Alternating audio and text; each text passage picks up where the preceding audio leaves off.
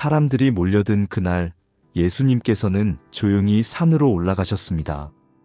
언제나 그랬듯이 가장 중요한 일을 앞두고 예수님은 기도로 시작하셨죠. 하늘을 바라보며 아버지께 기도하신 그 밤은 제자들이 선택되기 전날 밤이었습니다.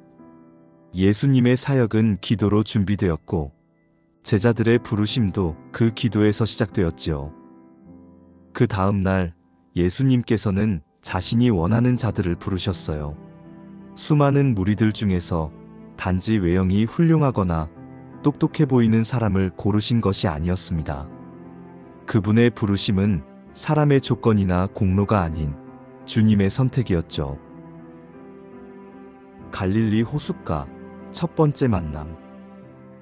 햇살이 물결 위로 반짝이는 갈릴리 호수. 어부로 살아가던 시몬과 그의 형제 안드레는 그날도 그물을 던지고 있었습니다. 그들의 삶은 단순했어요. 물고기를 잡아 생계를 이어가고 그렇게 하루를 마무리하는 반복의 연속이었죠.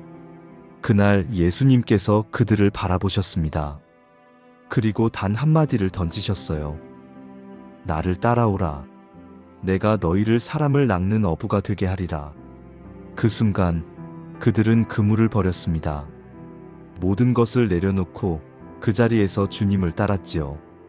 그 부르심은 논리적으로 설명되지 않았어요. 그러나 마음은 움직였고 삶은 완전히 전환되었죠.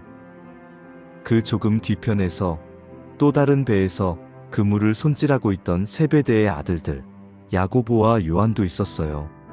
예수님께서는 그들에게도 다가가셨고 그들을 부르셨죠. 둘은 아버지와 일꾼들과 함께 있었지만 배와 아버지를 떠나 예수님을 따랐습니다. 부르심 앞에서 인간관계나 안정된 삶을 내려놓을 만큼 강력한 주님의 권세가 드러난 것이지요. 그들의 눈은 예수님을 바라보고 있었고 그 마음은 이미 붙잡혔습니다. 가장 놀라운 부르심, 세리마테. 사람들이 죄인이라 부르기를 꺼리지 않았던 자. 그는 로마의 세금을 대신 거두는 세리였습니다. 민족의 배신자로, 탐욕의 상징으로 여겨졌죠. 그 마태가 세관에 앉아 있을 때 예수님께서 말씀하셨습니다. 나를 따르라.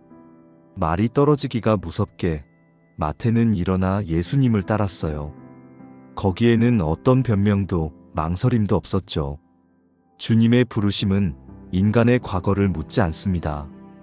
그저 은혜로 부르시이고 따라오는 자에게 새 생명을 주시지요. 그날 밤 마태는 잔치를 열었어요. 자신과 같은 죄인들을 초청했고 예수님은 그들과 함께 식사하셨어요. 바리새인들은 그 장면을 보고 비난했지만 예수님께서는 이렇게 말씀하셨죠. 건강한 자에게는 의사가 쓸데없고 병든 자에게라야 쓸데있느니라. 나는 의인을 부르러 온 것이 아니요 죄인을 부르러 왔노라. 이 말씀은 부르심의 본질을 보여주는 결정적 선언이었습니다. 예수님은 자격 있는 자를 부르신 것이 아니라 죄인을 은혜로 부르신 것이에요. 비로소 예수님께서는 12 제자를 세우십니다. 그들은 단순히 함께하는 무리가 아니었지요. 예수님께서는 그들을 제자로 그리고 후에는 사도로 세우셨습니다. 또 산에 오르사 자기가 원하는 자들을 부르시니 나아온지라. 이에 12를 세우셨으니 이는 자기와 함께 있게 하고 또 보내사 전도도 하며 귀신을 내쫓는 권능도 가지게 하려 하심이러라. 여기서 부르심의 목적이 분명히 나타납니다. 예수님은 그들을 함께 있게 하시고 보내사 전도하게 하며 권능을 부여하시기 위해 즉 교제, 사명, 능력이라는 제자의 정체성을 부여하셨습니다. 12 제자, 그들은 누구였을까요? 시몬 베드로, 성급했지만 반석 같은 믿음의 소유자. 안드레, 조용히 사람을 주께 인도했던 전도자. 야고보, 요한의 형, 우레의 아들이라 불리던 열정가.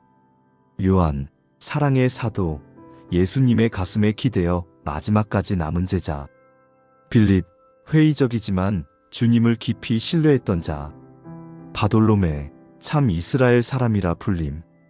마태, 세리 출신, 마태복음의 저자.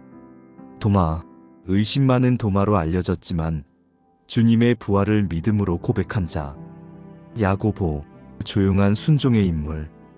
다데오, 말보다 믿음을 보여준 자. 시몬, 열심당원 출신, 극렬한 정치적 인물이 변화된 제자. 가룟 유다, 재정을 맡았지만 결국 주님을 배반한 자. 제자들은 이 부르심 이후 예수님과 함께 살았습니다.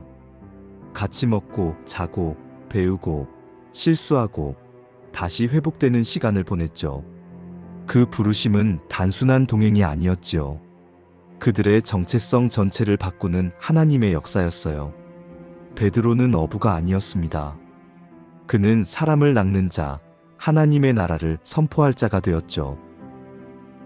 예수님의 부르심은 과거에만 머무르지 않습니다. 오늘도 동일한 음성으로 우리에게 말씀하시죠. 나를 따라오라. 내가 너를 사람을 낚는 어부가 되게 하리라. 이 부르심은 신학교에 간 사람들만의 것이 아닙니다. 모든 믿는 자는 부르심을 받은 자입니다.